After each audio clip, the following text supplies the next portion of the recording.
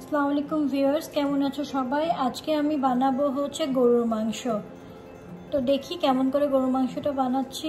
আমি instant পটটাতে saute দিয়ে দিব, দিয়ে এর মধ্যে তেল দিয়ে দিব।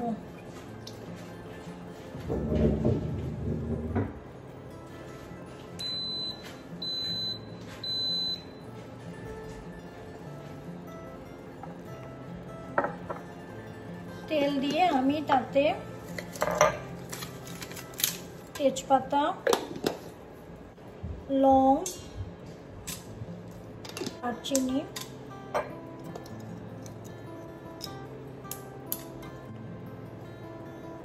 এর মধ্যে আমি একটা বড় এলাচও দিয়ে দিব। এরপর আমি গরুর মাংসটা দিয়ে দিব।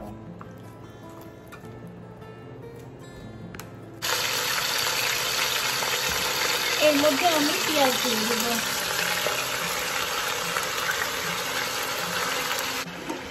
এর মধ্যে আমি রসুন বাটা, আদা বাটা দিয়ে দিব, হলুদ,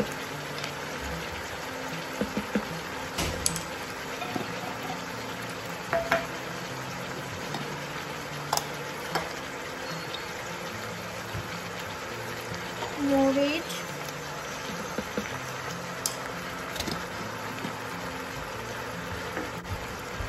জিরা, ধনিয়া গুঁড়া, জায়ফল গুঁড়া, জয়ত্রী গুঁড়া,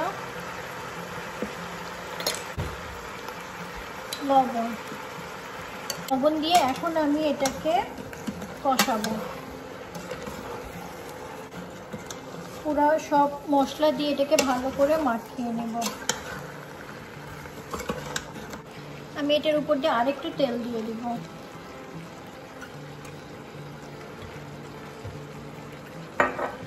দিয়ে এটাকে ঢেকে ঢেকে কষাতে থাকবো।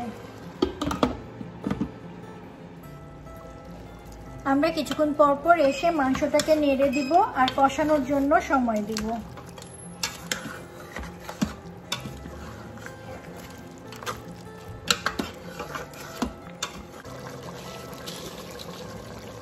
আমি এখন একটু বেরেস্তা দিয়ে দিব, দিয়ে মাংসটাকে আর একটু কষাবো।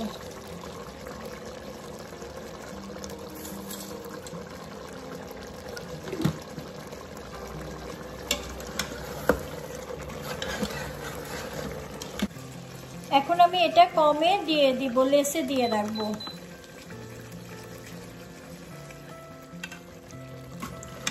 মাংসটা যখন কষে যাবে তখন আমি এটার মধ্যে পানি দিয়ে দিব।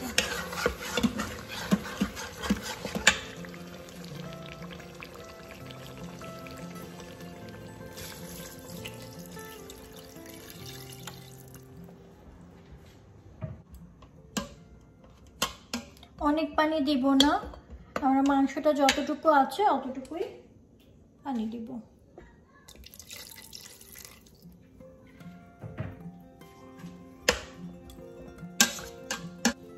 লিডটাকে লাগিয়ে দিব,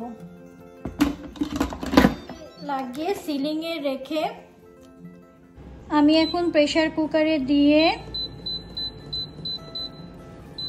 16 মিনিটের জন্য প্রেসার কুক করতে দিব।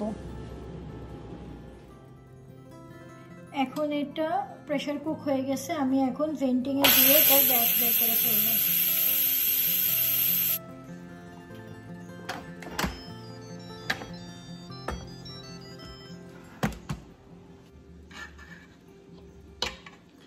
আমি এখন দেখবো মাংসগুলো সিদ্ধ হয়েছে কিনা। আমার মাংসগুলো সিদ্ধ হয়ে গেছে।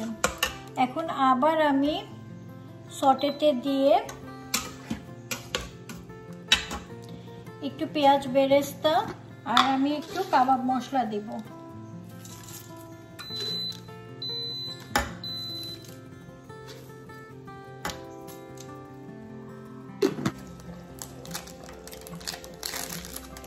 আমি এখন যে কোনো একটা কাবাব মশলা দিয়ে দেব।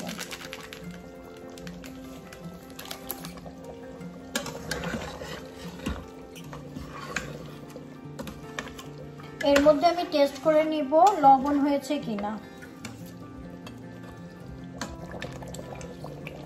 আমি এর মধ্যে কয়েকটা মরিচ দিয়ে দিব, দিয়ে 2 মিনিটের জন্য ঢেকে রাখবো।